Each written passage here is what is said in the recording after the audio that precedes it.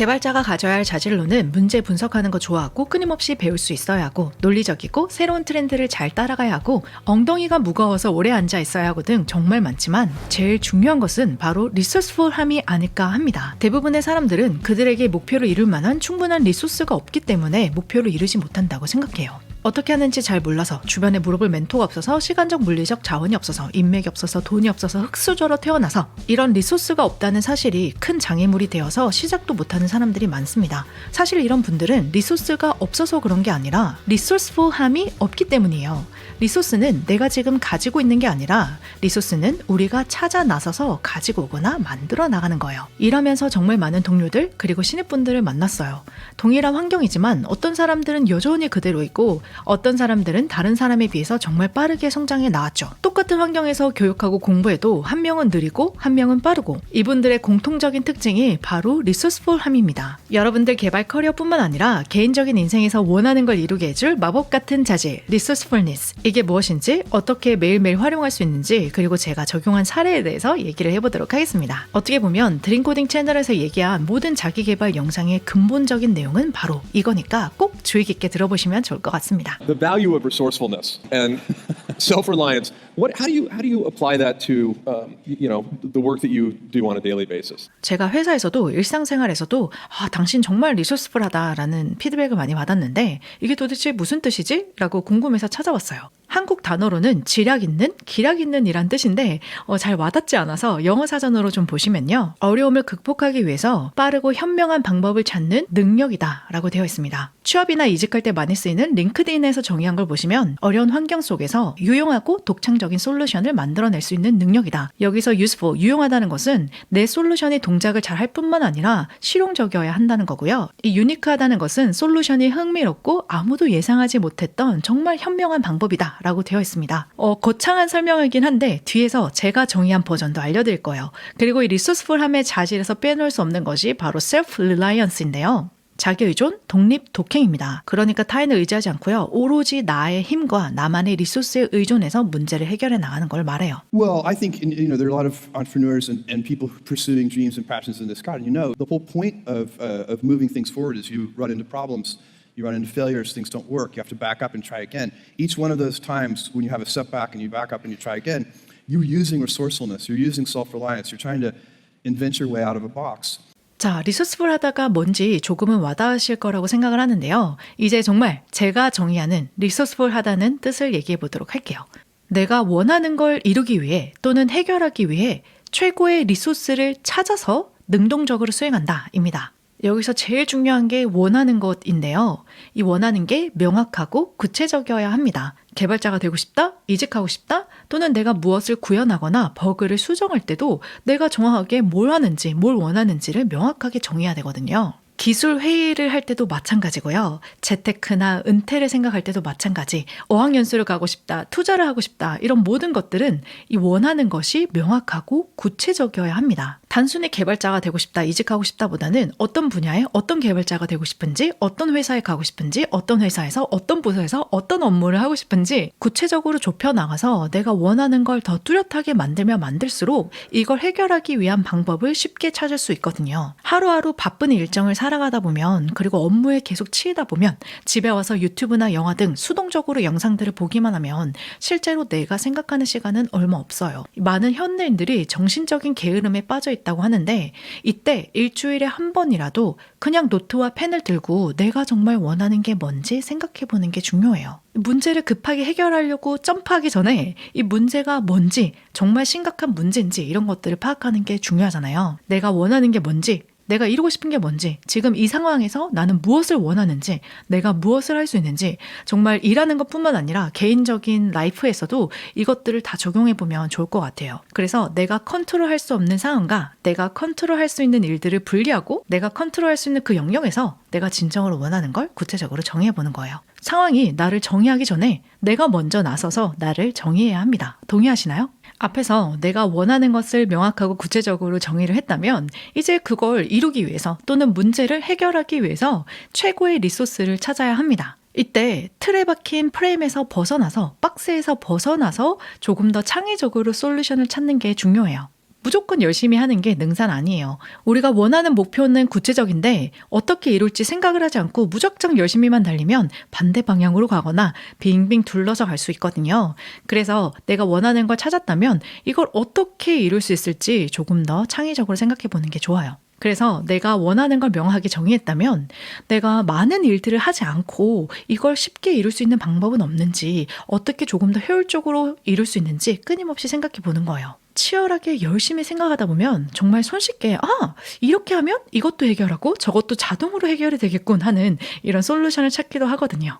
이제 원하는 게 명확하고 방법도 알았다면 능동적으로 수행합니다. self-reliance 아시죠? 자기의존, 독립독행. 이때 물론 레버리지를 활용해서 나보다 더 잘할 수 있는 사람과 함께 협업을 하거나 이런 것도 중요하지만, 다만 결과를 타인에게 의존하는 것이 아니라 내가 원하는 결과를 만들기 위해서 능동적으로 해야 합니다. 단순히 회사에서 또는 사수가 언젠간 나에게 가르쳐주겠지, 누군가가 내 문제를 해결해주겠지라고 기다리고 믿고 의지하지 말고 나 스스로 내가 원하는 결과를 만들어 나가자입니다. 자, 그래서 정리를 해보면요. 제가 생각하는 리소스풀한 사람은요. 아무리 어려운 환경이라도, 아무리 혼잡한 복잡한 상황이라도 내가 원하는 게 무엇인지 명확하게 알고 있고, 그걸 이루고 성취하기 위해서 나는 이 계획이 없어서 못해 라고 핑계를 대는 게 아니라 어떻게 하면 이걸 이룰 수 있을지 능동적으로 리소스를 찾고 그걸 하기 위해서 수행하는 사람을 말해요. 그렇지, 리소스는 내가 지금 가지고 있는 게 아니라 리소스는 내가 직접 찾아 나서서 가지고 오거나 만들어 나가는 거다라고 믿는 사람이죠.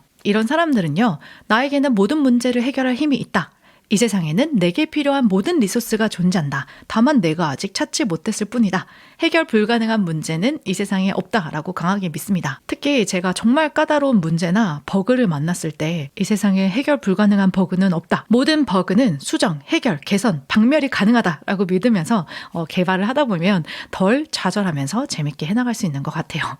이 정의에 대해서만 얘기하고 끝나면 많이 와닿지 않을 수 있기 때문에 제가 다양한 사례들에 대해서 얘기를 해볼 거예요. 저는 정말 이 리소스풀 하자라는 마음가짐 때문에 제가 정말 힘든 환경에 있었을 때, 어려운 프로젝트를 할 때, 또는 어려운 버그를 수정해야 했을 때 그때마다 저를 이끌어줬던 정말 큰 힘이 되었던 마음가짐이었거든요. 그리고 영상에 포함하진 않았지만 마리 폴리오의 Everything is figureoutable 이라는 문장이 있는데, Nothing in life is that complicated. If you roll up your sleeves, you get in there and you do it. Everything is figure-outable. 모든 것들은 다 해결 가능하다. 모든 것들은 다 분석 가능하다. 뭐 이런 문장인데 이것도 정말 저에게 큰 힘이 되었어요. 이 세상에는 해결 불가능한 문제는 없다. 내가 원하는 걸 이룰 수 있는 리소스는 이 세상에 존재한다. 이렇게 생각하면 정말 마음이 든든해지는 것 같아요. 자, 이제 사례 얘기를 해볼게요. 제가 유튜브에 기술 영상을 많이 올리고 있는데 질문들을 많이 달아주세요. 그런데 그 질문들 속에서 조금만 찾아보시면 얻을 수 있는 정보를 물어보시는 분들이 계세요. 필요한 내용들, 링크들을 다 기입을 해두었는데 그거에 대해서 물어보시는 분들이 계시고요. 또 영상 정보란에 제가 링크해둔 GitHub 페이지만 가셔도 필요한 정보들을 제가 넣었는데도 불구하고 거기에 대해서 물어보시는 분들이 계시거든요. 이런 분들은 리소스풀함이 많이 떨어지는 거죠. 내가 필요한 정보가 있고 찾아야 되는 내용이 있다면 그 질문을 작성하는 그 시간에 정보란이나 필요한 것들을 찾아보고 또는 구글링해서 충분히 정보를 얻을 수 있음에도 불구하고 다른 사람에게 질문을 한다는 것은 그걸 답변받을 때까지 기다리겠다라는 수동적인 마음가짐이 조금 들어있다고 생각을 하거든요. 그래서 내가 질문을 하기 전에 이거에 대한 정답을 해당 게시글이나 해당 영상 또는 구글링으로 내가 충분히 찾을 수 있지는 않은지, 리소스를 내가 어디서 찾을 수 있는지를 조금 고민해 보시면 좋을 것 같아요. 두 번째는 무언가 새로운 걸 공부할 때인데요. 예를 들어 제가 대학교 시절에 C 언어를 공부하고 자바를 공부할 때가 있었어요. 그런데 객체지향 개념이 정말 와닿지 않았거든요. 왜 객체지향 프로그래밍이 엔터프라이즈급에서 더 활용도가 높고 왜 더 좋다고 하는 건지, 이 객체지향을 어떻게 더 활용할 수 있는지가 전혀 와닿지 않았어요. 그래서 그 당시에는 좀 오래전이라 이제 인터넷으로 교육이나 이런 것들이 좀 활성화되지 않았던 먼 시절에 저는 도서관에 갔습니다. 도서관에서 자바로 검색해서 해당 키워드를 가지고 있는 책들을 다 빌렸어요. 전부 다 빌렸어요. 그 제가 원하는 아웃컴은 뭐죠? 자바 언어로 무언가 실질적인 어플리케이션, 뭘 만들 수 있는지가 궁금했고 그걸 한번 만들어 보고 싶었어요. 그래서 도서관에 가서 관련된 책들을 다 빌려서 봤더니 스윙이라는 UI를 이용하면 자바로 데스크톱 어플리케이션을 만들 수 있고 실시간 네트워크 통신을 할 수 있구나. 그래서 그중에 가장 재밌어 보이는 실시간 지뢰찾기 경쟁하는 게임이 있었거든요. 그걸 빌려서 책 있는 예제들을 따라치면서 실제로 지뢰찾기 할 수 있는 게임을 만들었어요. 그러니까 객체지향 개념이 정말 확장성이 좋고 편하구나라는 걸 느꼈죠. 이렇게 무언가를 배울 때도 그냥 배우는 게 아니라 내가 이걸 통해서 뭘 만들 건지, 아웃컴이 뭔지, 그리고 거기에 관련된 것을 찾아가면서 하나씩 공부하다 보면 더 나에게 남는 것들이 있겠죠. 그래서 학생 때는 배울 때 그냥 배우는 게 끝난 게 아니라 뭘 하나 배우면 이걸 이용해서 뭘 만들 수 있을지를 먼저 생각해보고 항상 하나 배우면 하나 만들어서 프로젝트에 추가하고 이런 식으로 공부를 해나갔던 것 같아요. 그리고 또 다른 예제는 기술회의입니다. 기술회의에 똑똑한 개발자들이 많이 모여 있으면 이 기술회의가 가끔씩 산으로 가요. 왜냐하면 서로 기술적인 거에 대해서 얘기를 하다 보면 깊이 있게 불필요한 깊이 있게를 얘기를 하다 보면 우리가 정말 왜 이 회의를 하는지를 까먹는 경우가 많거든요. 이 기능을 추가하면 데이터베이스에 마이그레이션을 진행해야 되니만이 거기에 대해서 또 기술회의가 막 서로 토론이 오고 가고 하는데 여기에서 잠시 회의를 멈추고 저는 이렇게 질문합니다. 여러분, 우리가 정말 원하는 아웃컴이 뭐죠? 우리가 사용자에게 제공해주고자 하는 기능이 무엇인가요? 그럼 그 기능을 위해서 우리가 단기적으로 이 사용자가 이 기능을 빠르게 이용하기 위해서 어떤 걸 해볼 수 있을까요? 라는 질문을 하게 되면요. 사실 데이터베이스까지 갈 필요가 없는 경우도 있고 어떨 때는 이 개발자 팀이 전혀 필요 없는 경우도 생기거든요. 그래서 기술 회의할 때도 우리가 어떤 기능을, 어떤 걸 지금 토의하기를 원하는지, 우리의 이 회의의 아웃컴은 무엇인지를 조금 더 명확하게 한 다음에 회의를 하면 조금 더 빠르게 효율적으로 진행할 수 있어요. 그리고 정말 이런 리소스풀함은 어디든지 다 적용이 가능합니다. 대학생 때 만약에 어학연수를 가고 싶어요. 그런데 부모님이 등록금 내주는 것도 너무 부담스러운데 이 어학연수비까지 요청드리기에는 너무너무 부담된단 말이죠. 그럴 때 우리 집은 경제적으로 안 좋으니까 난 어학연수 갈 수 없겠지. 그렇다고 알바를 하자니까 공부할 시간이 부족할 것 같고 라고 고민을 한다면 자, 내가 원하는 아웃컴은 뭐죠? 그쵸? 저렴하게 어학연수를 가고 싶다. 돈이 많이 들지 않는 어학연수를 한번 해보고 싶다가 아웃컴이면 이걸 위해서 리소스를 찾아보는 거예요. 학교 행정부나 그리고 어학연수에 관련된 공지사항들을 한번 확인해보면 되고요. 분명히 찾아보면 돈을 그렇게 많이 들지 않아도 학교에서 지원해주는 형식의 어학연수가 있기 마련이거든요. 그리고 이 리소스풀함은요. 일상생활에도 정말 활용할 수 있어요. 예를 들어서 제가 부동산 투자를 하고 싶은데 제가 살고 있는 주가 여기쯤이에요. 그런데 이 주에 있는 집들은 너무너무 비싸서 다른 멀리 있는 주의 집을 이렇게 구매하고 싶어요. 그런데 여기까지 가기에는 비행기로 몇 시간이 걸리기 때문에 제가 직접 가서 집을 확인하고 구매하고 또 인테리어까지 하고 이럴 시간이 없단 말이죠. 그래서 이걸 포기하느냐? 아니죠. 내 아웃컴은 뭐다? 다른 주에 있는 집을 구입하고 싶다. 그럼 어떻게 해야 되냐? 리소스를 찾으면 되죠. 이걸 대신 해줄 수 있는 에이전시가 있지 않을까?